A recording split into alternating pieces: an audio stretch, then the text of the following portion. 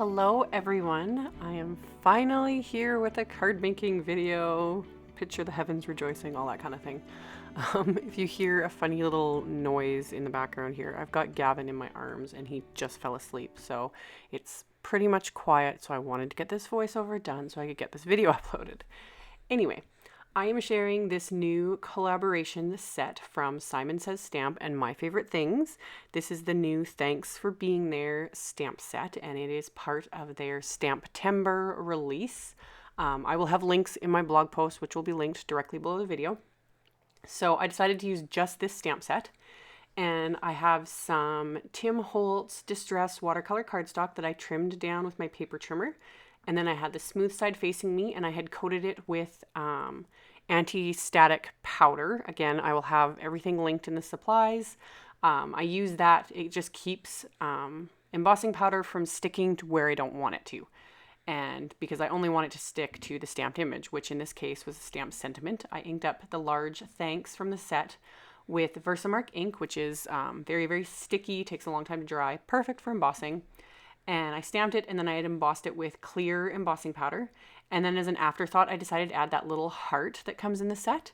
So same thing, I just used some more anti-static powder, stamped the heart in Versamark, poured over the clear embossing powder, and I always do it over a coffee filter, because then that way I can funnel it back into the container.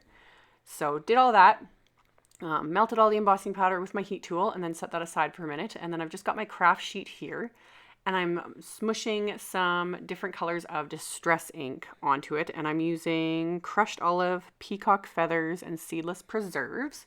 I literally was flying by the seat of my pants with this. I didn't really pre-plan anything. I just kind of had a mental idea of what I wanted to do.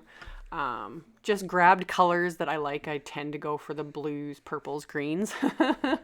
And wasn't even sure if these colors would for sure go together. I literally made this card at like 2 a.m. Gavin has stopped sleeping through the night, and I was up in the middle of the night and trying to get things done. And so, yeah. So I've shown this technique several times. I've made several cards without videos showing it. It's one of my favorite because it looks different every single time. It's fun to play with. You always get a different look, different color combos, everything. And that's all you do is I smush it into the color, I dry it with the heat tool, and then I smush it in several times afterwards.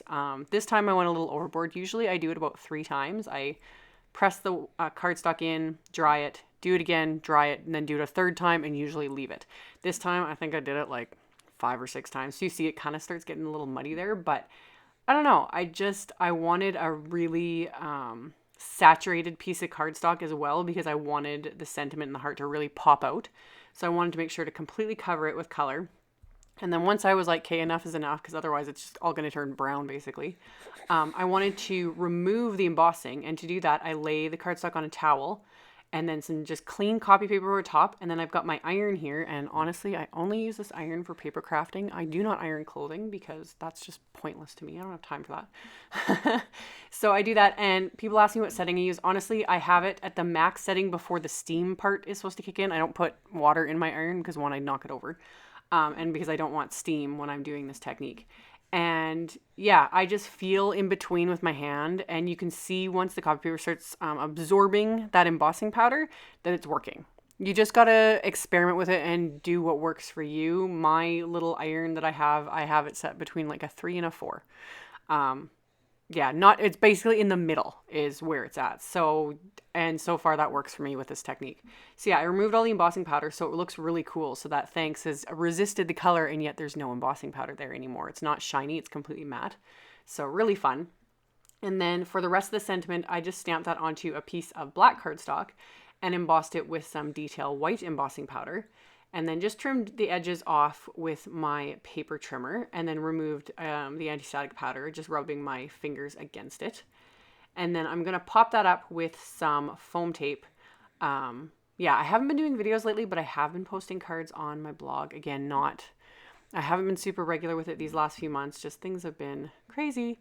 But yeah, still obsessed with the foam tape. Everything gets popped up on foam tape. That is my thing. So I popped the sentiment out with foam tape, and then used 3 full strips of more foam tape to adhere this to my card base, just to adhere it as flat as possible. That was the nice thing too with the iron. It kind of helped sort of flatten this piece of watercolor cardstock because it had become a fair bit warped. So got that adhered to my card base, which is just standard A2, so 4¼ by 5½. And then I grabbed another part of one of the sentiments from this stamp set and then just inked it up with Hero Arts black ink. And then I grabbed that little heart again and just inked it up with the peacock feathers distress ink, stamped that. And that's all there was to it. So really simple, really fun. Yeah, make sure to check out the info box below the video. I'll have links to the supplies used, links to my blog posts, all that kind of stuff. And yeah, thank you all so much for watching, and I hope I will be back very, very soon with more card making videos. I'll see you guys next time. Bye.